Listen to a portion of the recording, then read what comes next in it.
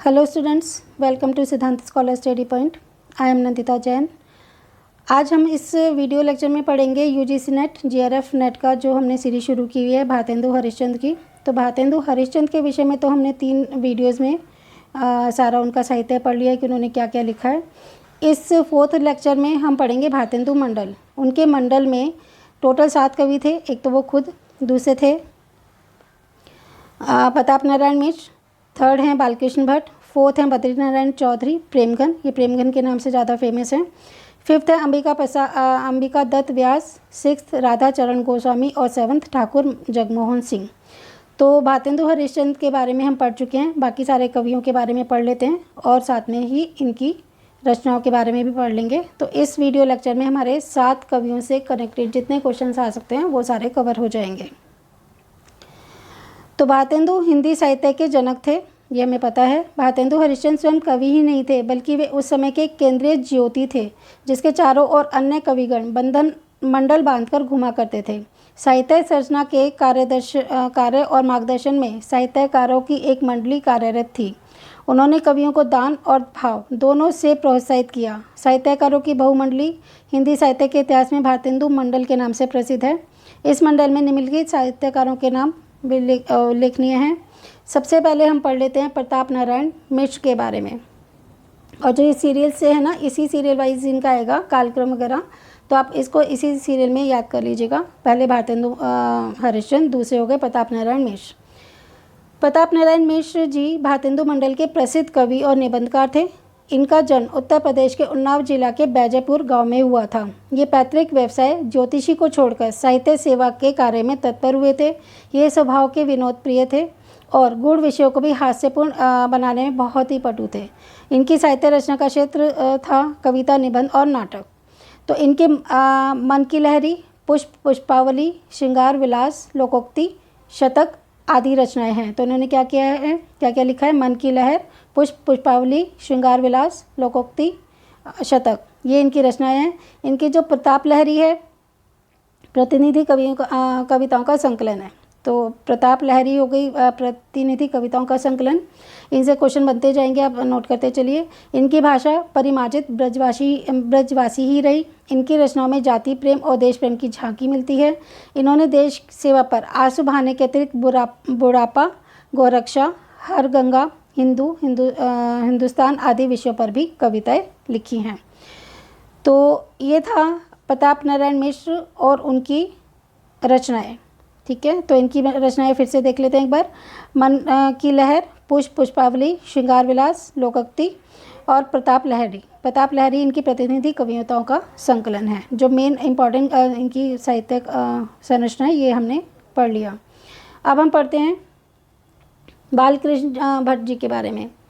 इन्होंने हिंदी प्रतीप अखबार संवत 1931 में निकाला था। तो देखो, कहीं पर संवत आएगा, कहीं पर ईस्वी आएगा।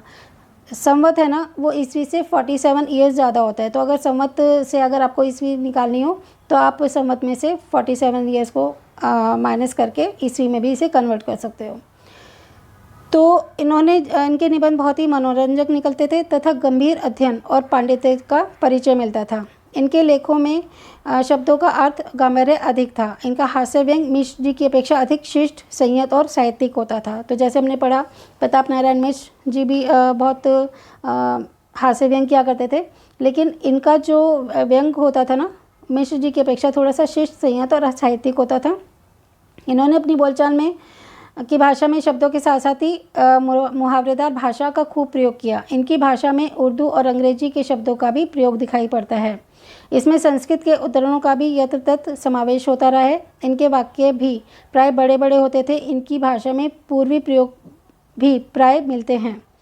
तो बाल विवाह, राजा और प्रजा, कृषकों की दुखावस्था, देश सेवा, महत्व, स्त्रियां और उनकी शिक्षा, महिला स्वतंत्रता आदि इन्होंने निबंध लिखे हैं। नवदंपति स्वयंवर इनके द्वारा लिखित चर्चित नाटक है। इनकी भाषा में उर्दू और अंग्रेजी के शब्दों का भी प्रयोग दिखाई पड़ता है। तो इसमें हमने पढ़ा बालकृष्ण जी के भट्ट के बारे में। अब नेक्स्ट हैं बद्री नारायण चौधरी प्रेमगन। तो ये भारतेंदु मंडल के प्रसिद्ध कवि, निबंधकार और नाटककार रहे हैं।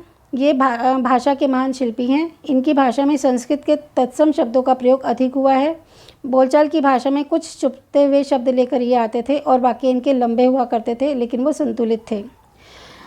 इनकी पहली नागरी नीरद, फिर बाद में आदम कामनी नाम की साहित्यिक पत्रिका सफलतापूर्वक निकलती रही। तो इन्होंने सबसे पहले तो निकली पत्रिका नागरी नीरद और फिर आनंद कादम्बिनी। ध्यान रखिएगा, ये दो इनके बारे में पूछे जाते हैं क्वेश्चंस कि इनकी जो पत्रिकाएं थी उनके नाम क्या थे। नाट्य रचना के क्षेत्र में इनका चर्चित नाटक था भारत सौभाग्य। इन्होंने गदाधर सिंह द्वारा अनुवादित बंग विजेता और लाला श्री निवास दास कृत संयोगिता स्वयंवर की बड़ी विचारपूर्ण आलोचना भी लिखी थी, क्योंकि ये एक सफल आलोचक भी थे। जो भी अच्छाई या बुराई होती थी उस उनके युगीन साहित्यकारों की, तो ये बहुत सफलतापूर्वक उसकी आलोचना किया करते थे। तो आलोचना का मतलब यही नहीं होता कि बुराई करना, जो अच्छाई थी उसके बारे में भी ये बताया करते थे। अब हैं अंबिका दत्त व्यास। ये संस्कृत हिंदी के अच्छे विद्वान थे और सनातन धर्म के उपदेशक थे। इनके धर्म संबंधी व्याख्यानों की धूम रहा करती थी। पीयूष प्रवाह पत्रिका के संपादक के रूप में इन्होंने अपनी प्रतिभा का परिचय दिया। तो इनके किसके संपादक थे? ये थे पीयूष प्रवाह पत्रिका के संपादक। तो इनकी रचित काव्य कृतियाँ हैं पावस पचासा, हो होरी, सुकवि सत्सई, ललित ब्रजभाषा में हैं। तो इनकी जो काव्य कृतियाँ ब्रजभाषा की हैं इनकी है पावस पचासा, हो होरी और सुकवि सत्सई ललित। तो इन्होंने खड़ी बोली में लिखा कंसवध प्रबंध काव्य लिखा है। अवतार मीमांसा, गद्य काव्य मीमांसा आदि कई गद्य ग्रंथ भी इन्होंने लिखे हैं। इन्होंने बिहार एक प्रसिद्ध ग्रंथ भी लिखा है, जिसमें बिहारी के दोहों का कुंडलीय छंद भाव से भाव विस्तार किया गया है। और इन्होंने गो संकट, भारत सौभाग्य नाटक भी लिखा है। तो इनकी सारी कृतियाँ इसके अंदर आ गई हैं। फिर भी एक बार जितने भी हमारे भारतेंदु युग के कवि हैं, साहित्यकार हैं, तो एक वीडियो में इनके एक बार मैं टेबल की फॉर्म में भी, अगर मुझे टाइम मिलता है तो मैं आपको इसकी सारी लिख के दे दूँगी, जिससे कि एक साथ इनकी सारी काव्य कृतियाँ सारे भारतेंदु मंडल के कवियों की आ जाए। अब आता है हमारा राधे चरण गोस्वामी। इनके बारे में पढ़ लेते हैं। ये हिंदी के साथ संस्कृत के भी अच्छे विद्वान थे। ये ब्रजभाषा के कवि और खड़ी बोली के गद्य लेखक थे। ये पुराने ढंग के होते हुए भी बड़े स्वतंत्र विचारों के थे। ये वैष्णव होकर भी बड़े उदार विचारों के व्यक्ति थे। ये सिर्फ अपने धर्म का ही प्रचार नहीं करते थे या अपने धर्म से ही ज़्यादा लगाव नहीं रखते थे, बड़े उदार व्यक्ति थे ये। तो हिंदू के मरते समय गोदान करने की प्रथा पर व्यंग करने से नहीं चूकते थे, क्योंकि एक हिंदू में बड़ी ही कुप्रथा है कि कोई अगर मरता है तो गाय का दान किया जाता है। तो उस प्रथा पर इन्होंने व्यंग किया था। इन्होंने अमर सिंह राठौर, सुदामा नाटक, सती चंद्रावली आदि मौलिक नाटक भी लिखे हैं। इन्होंने भारतेंदु नामक एक पत्रिका भी निकाली, क्योंकि भारतेंदु मंडल के थे और भारतेंदु जी का बहुत सम्मान किया करते थे। तो उन्होंने उन्हीं के नाम पर एक पत्रिका निकाली, भारतेंदु। इनकी रचनाओं में विषय पुराण, इतिहास और राजनीति रहा था। तो ये अपनी रचना लिखते थे। तो इनका जो रचनाओं का विषय था या तो पुराने भारत के हिसाब से लिखते थे या फिर इतिहास और राजनीति पर ये लिखा करते थे। भारतेंदु मंडल के जो इनके मंडल के 7वें कवि हैं ठाकुर जगमोहन सिंह। इनकी कविता स्वतंत्र ढंग की थी। इनकी कविता देश प्रेम की और ना जाकर प्रकृति प्रेम संबंधी थी। तो जैसे भारतेंदु जी तो ज़्यादा देश प्रेम की कविताएं लिखते थे, वो प्रकृति चित्रण इतना अच्छा नहीं कर पाते थे, जबकि ठाकुर जगमोहन सिंह प्रकृति प्रेमी थे। तो देश प्रेम की कविता ये ज़्यादा नहीं लिखा करते थे, प्रकृति प्रेम पर ही लिखा करते थे। इन्होंने नए ढंग से प्रकृति चित्रण की नींव भी डाली थी। प्रकृति सौंदर्य और काव्य श्रृंगार वर्णन की अवतारणा इनकी मुख्य काव्य कृतियाँ थीं। इनकी काव्य रचनाएं हैं श्यामलता, देवयानी, श्याम सरोजनी, प्रेम संपत्ति लता आदि।